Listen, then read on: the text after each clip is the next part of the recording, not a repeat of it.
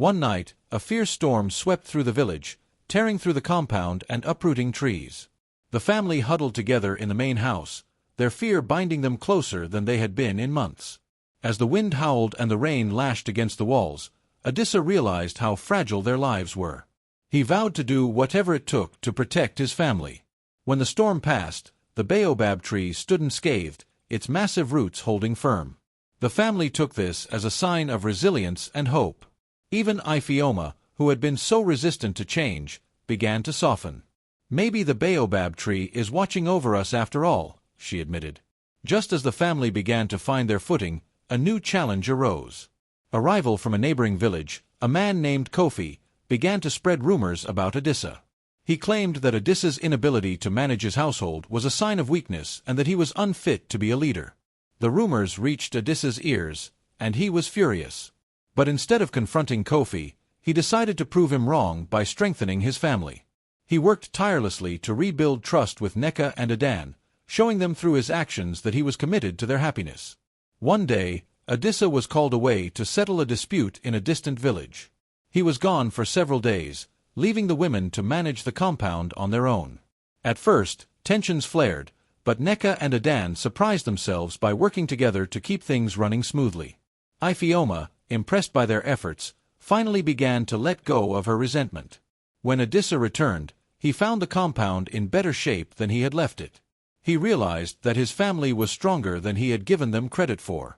"You have shown me what true unity looks like," he said, his voice filled with pride.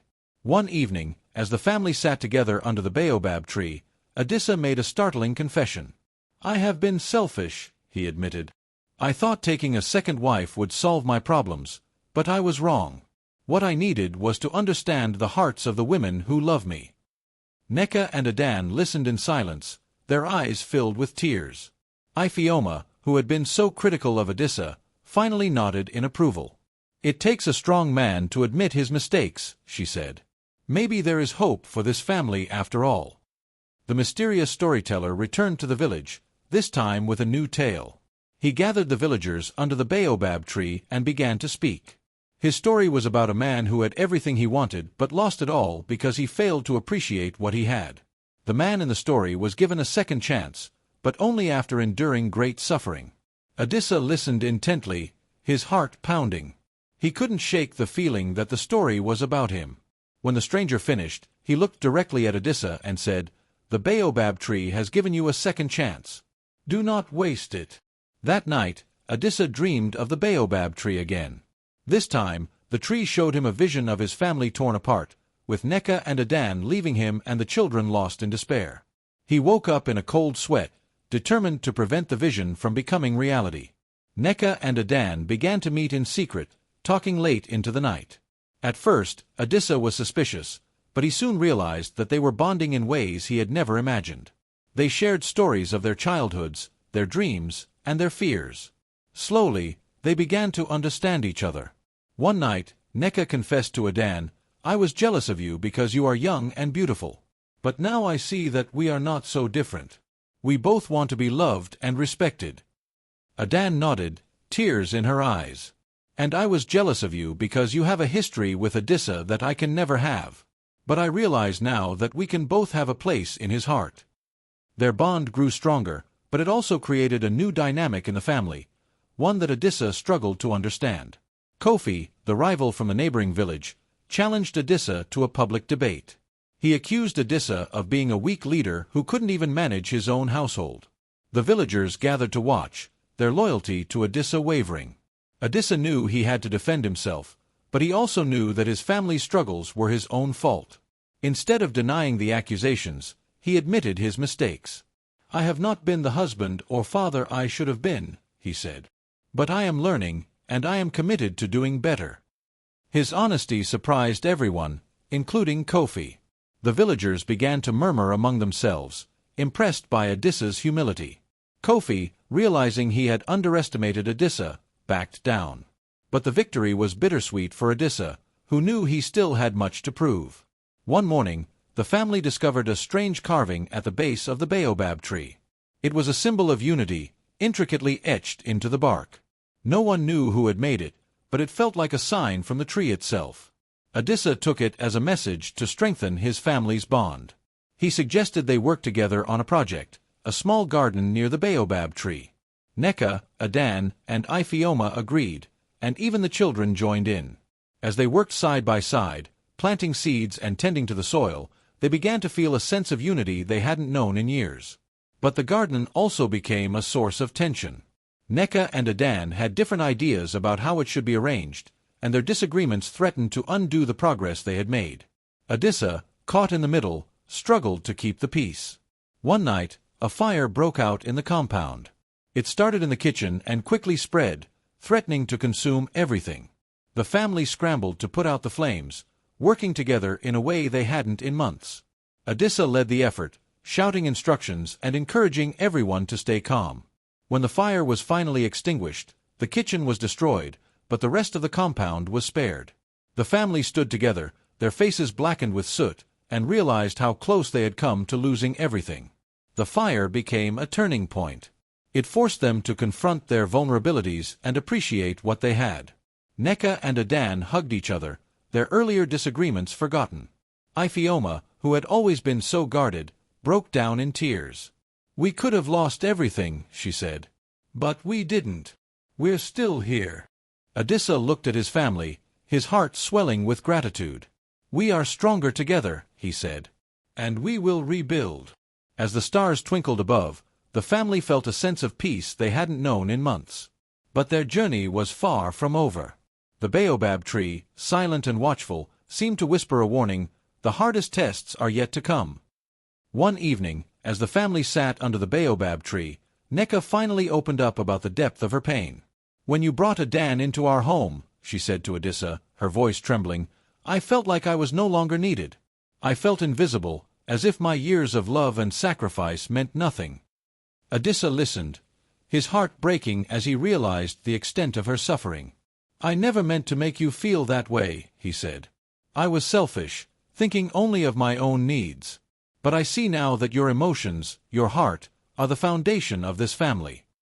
Nneka's confession sparked a deeper conversation about the importance of communication and empathy. Adan, who had always seen Nneka as a rival, began to understand her pain. "I didn't realize how much my presence hurt you," Adan said. "I only wanted to be loved, but I see now that love shouldn't come at the cost of someone else's happiness." Adissa sought the advice of the village elders once more, this time bringing Nneka and Adan with him. The elders listened carefully, their faces grave but kind. Elder Chukwu spoke first. "A man who does not understand the hearts of his women is like a blind man walking through a storm. He will stumble and fall, hurting those he loves." He turned to Adissa. "To manage the emotions of your wives, you must first learn to listen. Not just to their words, but to their silence, their gestures, their tears. A woman's heart speaks in many ways." Elder Ngozi, the only female elder, added, "Respect is the key. When a woman feels respected, she will give you her loyalty and love. But if you neglect her emotions, you will sow seeds of discord that can destroy even the strongest family." Adissa, Nneka, and Adan left the meeting with a newfound understanding. They realized that harmony in the family required more than just good intentions. It required active effort and mutual respect. Inspired by the elders' wisdom, the family decided to perform a healing ritual under the baobab tree. They gathered offerings, a bowl of water to symbolize purity, a handful of soil to represent their roots, and a flame to signify renewal. Adissa led the ritual, speaking words of apology and commitment. "I vow to listen to your hearts," he said to Nneka and Adan. "I vow to respect your emotions and to balance my desires with your needs. This family is my greatest treasure, and I will do everything in my power to protect it."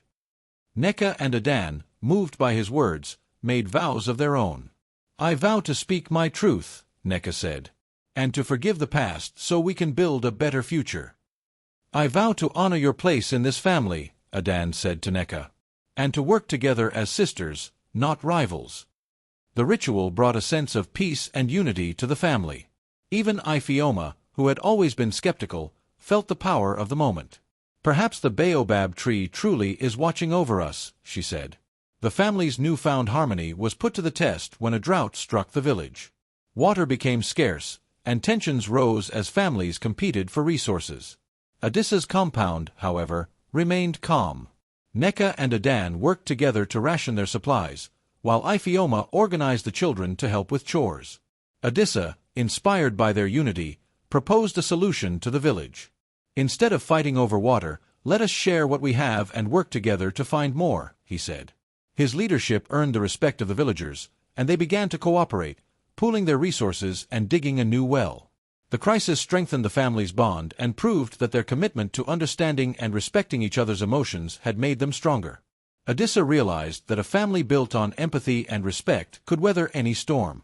Years later, the family stood together under the baobab tree, now a symbol of their resilience and unity. Adissa, older and wiser, looked at his wives and children with pride.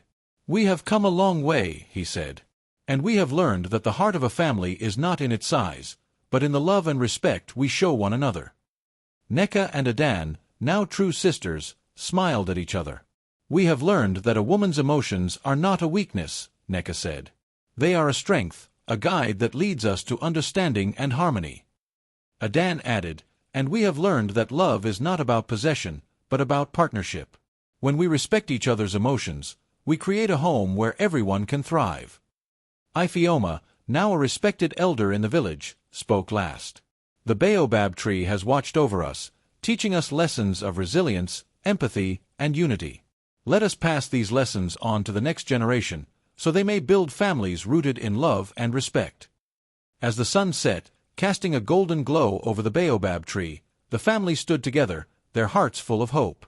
They had faced many challenges, but they had emerged stronger, proving that understanding and respecting wives' emotions was not just a duty but a path to true harmony.